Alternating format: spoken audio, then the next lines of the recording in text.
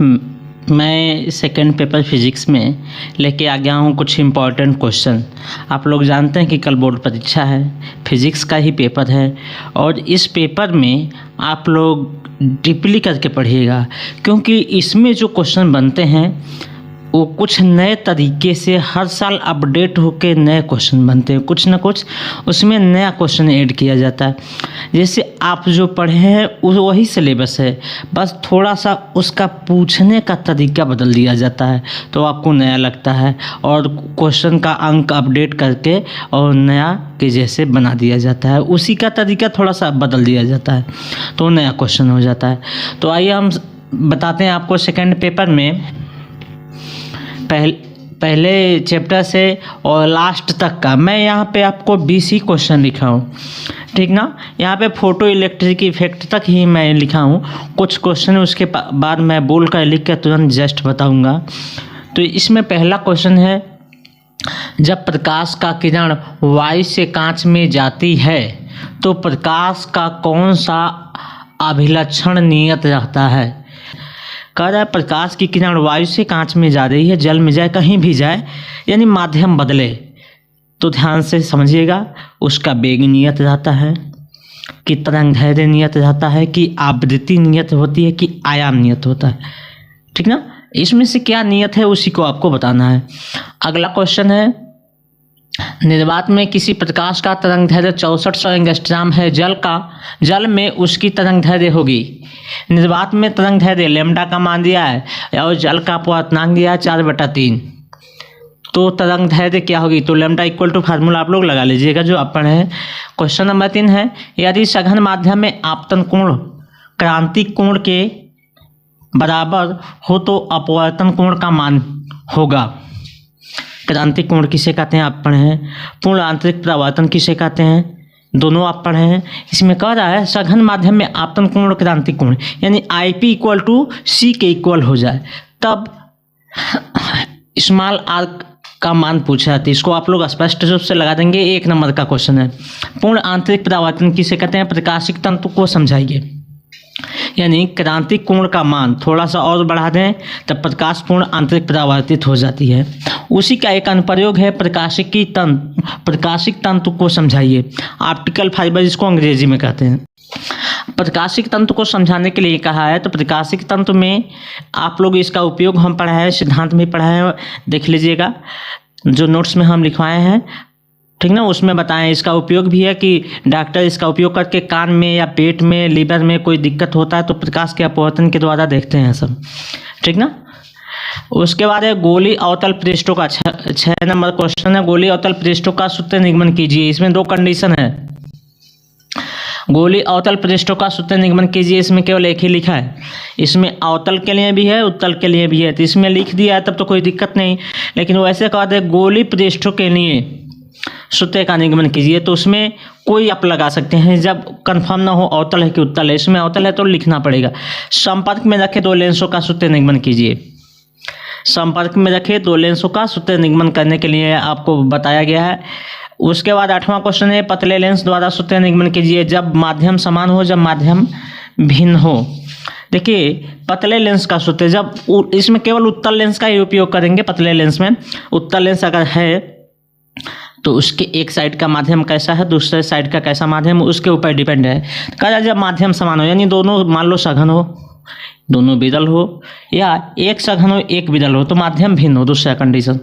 Question number अगला है, बर्ण विक्षेपण किसे कहते हैं, प्रिज्म द्वारा अपवर्तन का सूत्र निगमन कीजिए तथा अल्पतम विचलन की स्थिति बताइए। बर्ण विक्षेपण, जब किसी श्वेत प्रकाश को प्रिज्म से निकाला जाता है तो अपने विभिन्न रंगों में विभक्त हो जाता है, इस घटना को बर्ण विक्षेपण कहते हैं, आप पढ़े। उसको समझाने के लिए कहा अपवर्तन का सूत्र निकालने के लिए। क्वेश्चन नंबर 10 है, 2022 का पूछा हुआ इंपॉर्टेंट क्वेश्चन। चित्र में प्रदर्शित प्रिज्म का अपवर्तनांक ज्ञात कीजिए। आंसर इसका √3/2 लिखे हैं, बहुत ही इंपॉर्टेंट क्वेश्चन है। यह जो आपतित किरण है सीधे आ रही है और प्रिज्म के कोर से होकर निकल रही है। यहाँ पे जो एंगल है 90 डिग्री, प्रिज्म एंगल है 90 डिग्री, जो किरण आ रही है वो विलंब के साथ कोण बना रही है 45 अंश।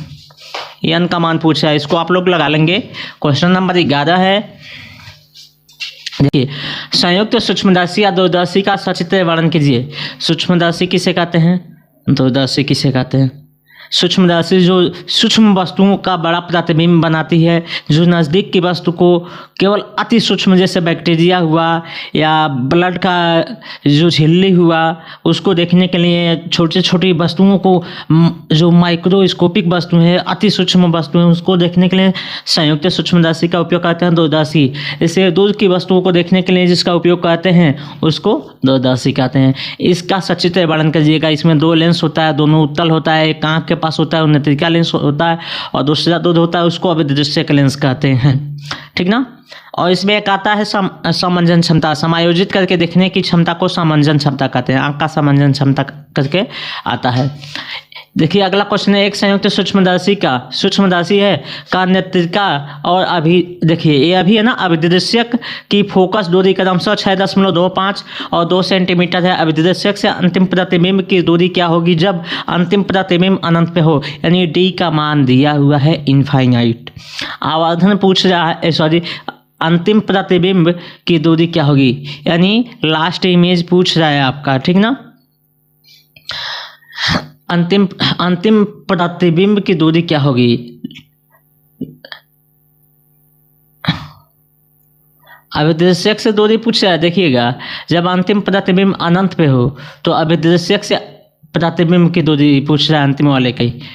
उसके बाद 13 नंबर क्वेश्चन है, तरंगाग्र क्या है, कितने प्रकार का होता है। हाइगेंस के द्वितीयक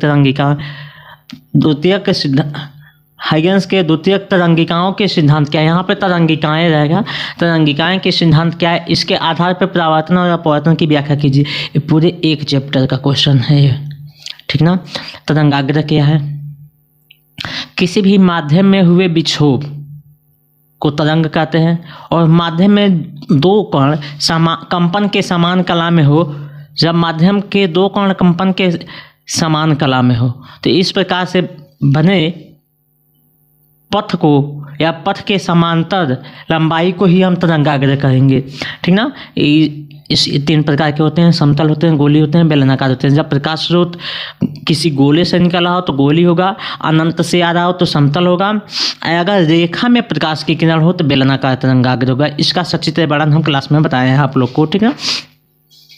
इसके आधार पर अपवर्तन और परावर्तन की व्याख्या, हाइगेंस का परावर्तन और अपवर्तन का व्याख्या कराया है। द्वितीयक तरंगिकाओं का सिद्धांत क्या है। हाइगेंस ने एक सर्वव्यापी माध्यम ईथर माना था, उसमें प्रकाश का संचरण का बताया था, उसके बारे में पढ़ लेना आप लोग। यंग के द्विक रेखा प्रयोग का वर्णन कीजिए तथा फ्रिंजों की चौड़ाई का व्यंजक। आप कोणीय चौड़ाई, फ्रिंजों की चौड़ाई के लिए व्यंजक निकाले हैं। ठीक ना। FD अपन लैम्डा कुछ ऐसा करके निकाले हैं ना, तो इसको आप लोग पढ़ लीजिए। समान आवृत्ति के दो, देखिए यह न्यूमेरिकल मैं लगवाया था, इंपॉर्टेंट करके बताया था आप लोग को क्लास में। आगे ना, समान आवृत्ति के दो तरंगों का आयाम का जो लिखा हुआ अनुपात है 3 संबंध है 4 तीव्रता का अनुपात कीजिए। तो आप लोग को फार्मूला पढ़ाया है।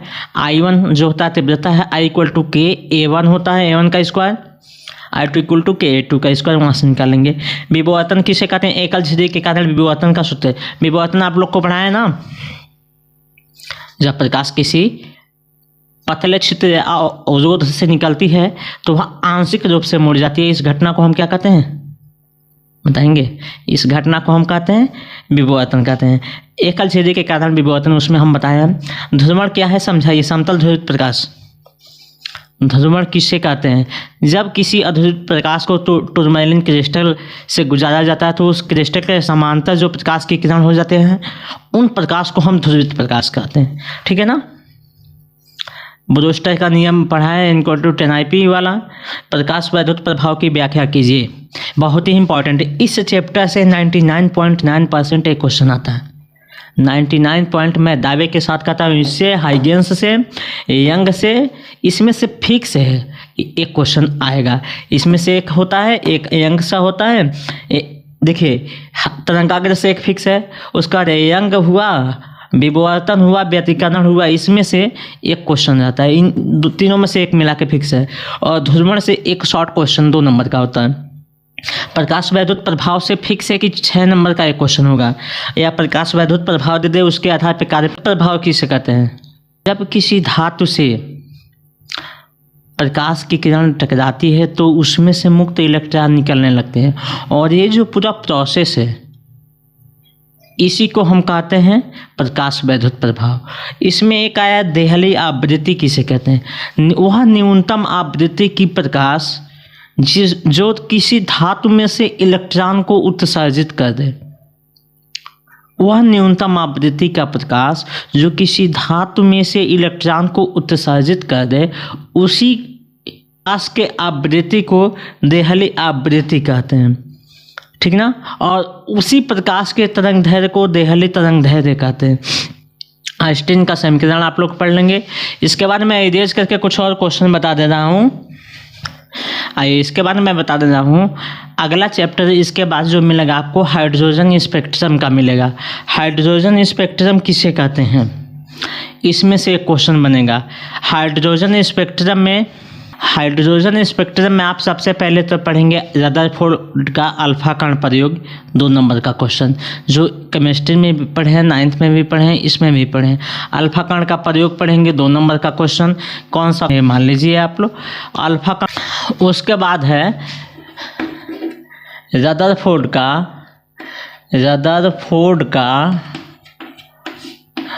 परमाणु मॉडल, रदरफोर्ड का परमाणु मॉडल 1 नंबर का क्वेश्चन। और बोहर का मॉडल, किस वैज्ञानिक का, बोहर का परमाणु मॉडल। ये दोनों क्वेश्चन को आपको देखना है, रदरफोर्ड और बोहर का परमाणु मॉडल। इसके बाद मैं बताऊंगा कौन सा इंपॉर्टेंट है, उसको आप ठीक ना। अल्फा कण का प्रयोग पढ़ लेंगे, रदरफोर्ड का परमाणु मॉडल, बोहर का परमाणु मॉडल। और इस चैप्टर का जो हर्ट है, जिसको हर्ट बोलते हैं, वो है हाइड्रोजन स्पेक्ट्रम। हाइड्रोजन स्पेक्ट्रम मैं जो क्लास किया है, क्लास में मैं इसको भली भांति स्पष्ट रूप से और तरीका भी बताया हूँ कि कैसे इसको पढ़ेंगे आप, कैसे याद होगा। इसमें 5 वैज्ञानिक हैं। कौन कौन सा? 5 वैज्ञानिक, लाइमर, बामर, पासन, ब्रैकेट, फुंड। मैं नाम लिख रहा हूँ। पहला है लाइमर, दूसरा बामर, पासन, ब्रैकेट, फुंड। इसमें 5 वैज्ञानिक हैं। फिक्स है कि 99.9% इसमें से एक आता है। इसको मैं शॉर्ट ट्रिक बता दिया हूँ याद करने के लिए। लाल बहादुर पान बीड़ी फूंका, ठीक ना। अब आप लोग याद करना चाहें तो याद कर लेंगे। पहला लाल यानी लाइमर, लौ से लाल लाइमर, दूसरा बामर बहादुर, ठीक ना। तीसरा पासन पान, चौथा ब्रैकेट यानी बीड़ी, 5वां फुंड यानी फूंका, यानी लाल बहादुर पान बीड़ी फूंका। ये ट्रिक है, इसको याद करने के लिए बहुत जल्दी नहीं तो भूलता है, ठीक ना। तो लाइमर, बामर, पासन, ब्रैकेट और फुंड, ये 5 वैज्ञानिक मिलकर हाइड्रोजन स्पेक्ट्रम का वर्णन किया, ऊर्जा स्तर का व्याख्या किया, श्रेणी बनाया, और इसमें कौन सा ऊर्जा स्तर कितने लेवल पे आता है, किसकी एनर्जी कितनी होती है, सबका सचित्र वर्णन में बताया। और इससे फिक्स है कि न्यूमेरिकल भी आता है, तो इसको आप लोग स्पष्ट रूप से देखिएगा, ठीक ना। अगला जो चैप्टर का क्वेश्चन, समस्थानिक, संभारिक, ठीक ना। समस्थानिक और संभारिक क्वेश्चन इसमें से आप लोग पढ़ लेंगे। उसके बाद एक क्वेश्चन और आते हैं जो बहुत ही इम्पोर्टेंट करके 8वां करके क्वेश्चन देता है, ठीक ना। वह आप लोग पढ़ लेंगे। हम इसको इम्पोर्टेंट करके बताए हैं, नाभिकीय विखंडन, ठीक ना। और एक आता है नाभिकीय संलयन, क्या आते हैं? नाभिकीय विखंडन और नाभिकीय संलयन। नाभिकीय विखंडन जब यूरेनियम की बमबारी किसी नाभिक पर की जाती है तो जो नाभिक वो टूट जाती है, इस प्रोसेस को नाभिकीय विखंडन कहते हैं। और जिस पे बमबारी करने पे वह एब्जॉर्ब करके अल्फा को एब्जॉर्ब करके और एक नाभिक का संरचना, एक बड़े परमाणु की संरचना बना लेते हैं, उनको नाभिकीय संलयन कहते हैं। इसमें पूछता है, यह क्वेश्चन 1-1 या 2-2 नंबर में पूछेगा, लेकिन 5 नंबर का जो क्वेश्चन पूछता है वह पूछता है 92U238 का विखंडन। ये मोस्ट इम्पॉर्टेंट है, विखंडन इम्पॉर्टेंट है, ठीक ना। 92U238 का विखंडन वेरी मोस्ट इम्पॉर्टेंट क्वेश्चन है। उसके बाद हम बताते हैं अगले, ये देख लेंगे आप लोग। उसके बाद आ जाते हैं लास्ट चैप्टर जो है सेमीकंडक्टर। क्या है? सेमीकंडक्टर। सेमीकंडक्टर में आइए समझिए क्या क्या पढ़ना है। सेमीकंडक्टर में आपको पता होना चाहिए पी टाइप क्या होता है। सेमीकंडक्टर को हिंदी में अर्धचालक कहते हैं। पी टाइप पढ़ना है, एन टाइप पढ़ना है। आपको क्या पढ़ना है? पी टाइप और एन टाइप। पी टाइप जो सेमीकंडक्टर होते हैं, एन टाइप जो सेमीकंडक्टर होते हैं, कैसे बने हैं, कौन सा ट्राई वैलेंसी कौन सा पेंटा वैलेंसी होता है, ठीक ना। अब पी टाइप एन टाइप अर्धचालक पढ़ेंगे। पी टाइप को हिंदी में कहते हैं कोटर और इसको कहते हैं इलेक्ट्रॉन। कोटर को होल अंग्रेजी में कहते हैं। क्या कहते हैं? होल कहते हैं। अब पी टाइप एन टाइप दो सेमीकंडक्टर मिला के बनते हैं पीएन जंक्शन। पीएन जंक्शन, इसको पीएन संधि भी कहते हैं। क्या कहते हैं? पीएन संधि भी कहते हैं। पीएन संधि आप लोग 2 नंबर में क्वेश्चन पूछता है, पीएन संधि किसे कहते हैं। देखिए पीएन संधि को हम कुछ ऐसे बनाते हैं, ए पी हो गया, ए एन हो गया, पीएन संधि। देखो जब पी को बैटरी के प्लस से, एन को माइनस से जोड़ देते हैं, ठीक ना, तो इस प्रकार जो ये डायोड है, ये संधि है, अग्र अभिनत में होता है। लेकिन इसी को घुमा दें, जब प्लस वाले को यानी पी को माइनस से और एन को प्लस से जोड़ देते हैं तो यह उत्क्रम अभिनत यानी पश्च अभिनत होता है। ये दोनों 1-1 नंबर में पूछता है, फिक्स है पूछता है। इसके बाद आता है रेक्टिफायर। रेक्टिफायर किसे कहते हैं? इसको हिंदी में कहते हैं दिष्टकारी। हिंदी में क्या कहते हैं? दिष्टकारी। ध्यान से समझिए रेक्टिफायर क्या होता है। वह प्रक्रम जो एसी करंट को डीसी में परिवर्तित करता है उसको हम कहते हैं दिष्टकारी। यानी प्रत्यावर्ती धारा को दिष्ट धारा में बदलने की प्रक्रिया को ही हम क्या कहते हैं? दिष्टकारी कहते हैं। मोस्ट इम्पॉर्टेंट क्वेश्चन आप बोर्ड एग्जाम के लिए है। एसी से डीसी में बदलने की प्रक्रिया को क्या कहते हैं? दिष्टकारी। यह 2 प्रकार का होता है। पहला होता है पूर्ण तरंग दिष्टकारी, जिसको फुल वेव रेक्टिफायर कहते हैं, और दूसरा होता है हाफ वेव रेक्टिफायर। कुछ बुक में अल्टरनेट करके दिया होता है, पहले हाफ वेव दिया होता है और उसके बाद फुल वेव, तो कोई अंतर नहीं, आगे पीछे आप पढ़ सकते हैं। हाफ वेव रेक्टिफायर होता है जो एसी करंट के अर्ध चक्र को, धनात्मक अर्ध चक्र को डीसी में परिवर्तित करे, उसको अर्ध तरंग दिष्टकारी कहते हैं, यानी हाफ वेव रेक्टिफायर कहते हैं।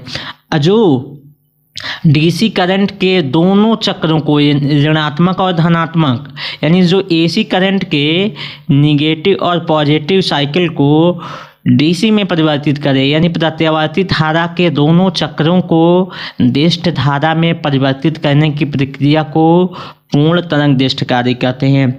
और दोनों इम्पॉर्टेंट क्वेश्चन है, आप लोग पढ़ लेंगे और इसको नोट कर लेंगे। जो मैं बताया हूँ ये बहुत ही इम्पॉर्टेंट क्वेश्चन है, ठीक है। तो धन्यवाद।